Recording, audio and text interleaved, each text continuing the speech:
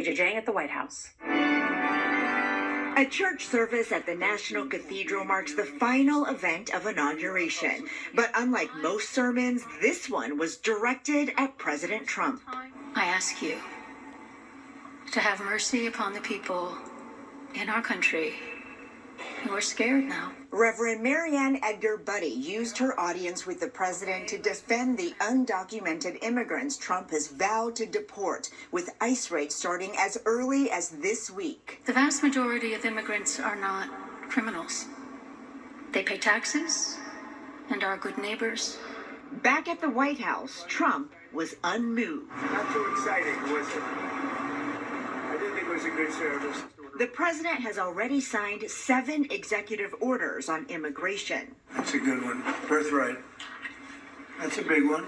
Including one that refuses to recognize children born in the U.S. as American citizens if their parents are unauthorized immigrants. We're the only country in the world that does this with birthright. At least 22 states and the District of Columbia have sued to block the measure, arguing birthright citizenship is enshrined in the Constitution under the 14th Amendment. The executive order renders many children born on American soil without citizenship, creating for the first time a class of American-born children whose health and well-being are threatened by their own government.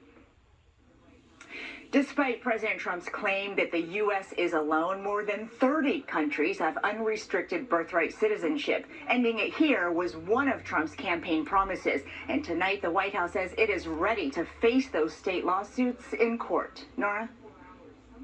Weijia Jiang, thank you. President Donald Trump's nominee to lead the Pentagon is facing new charges of abusive and drunken behavior in a sworn affidavit read by senators.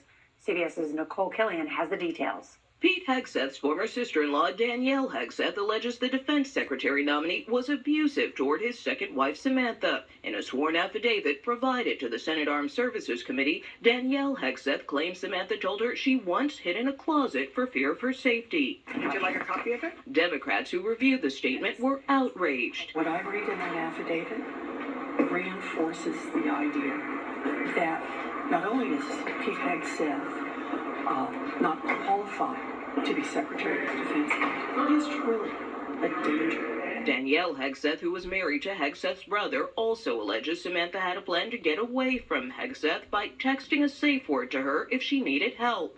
During his confirmation hearing, Hegseth denied any allegations of violence toward his former wives. Did you ever engage in any acts of physical violence against any of your wives?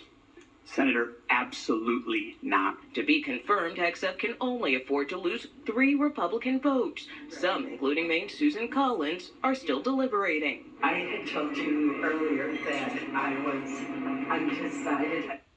In a statement to CBS News, an attorney for Pete Hegseth said that his ex-wife Samantha never alleged any abuse in court documents or to the FBI, and he called Danielle Hegseth's claims belated and false. Nora? Nicole Killian, thank you very much. Turning now to the Arctic freeze affecting parts of 30 states. For the Deep South, it's unprecedented. Snow, ice, and even blizzard warnings stretching along the coast from Texas through Louisiana and into the Florida Panhandle. CBS's Katie Weiss is in New Orleans, which is experiencing its biggest snowfall on record. Katie?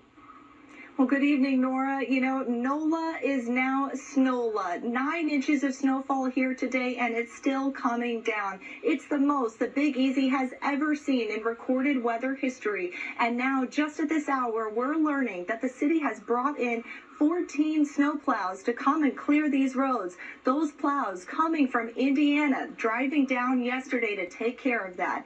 All this amid the state having its very first blizzard warning ever today.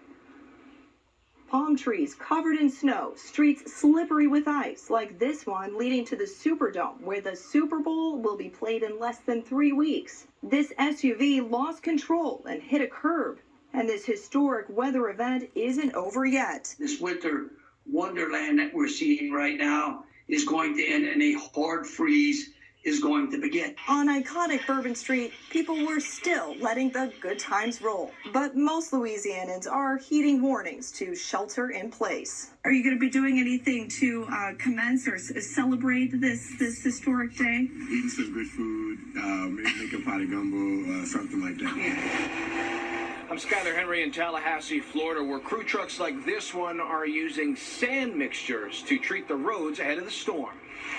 As snow creeps into the Florida Panhandle, 5 inches of snow in Pensacola has set a record. In Tallahassee, emergency management crews are concerned about elevated roadways that can quickly freeze over. The snow is not a common occurrence, so we don't have the magnitude of equipment that you have in the northern state. We don't have the salt, but we do have sand, and we'll use sand to help maintain the road surfaces to the best of our ability. There's no relief at the beach. A dusting of snow has turned a beach day into a snow day. We've reached the freezing rain.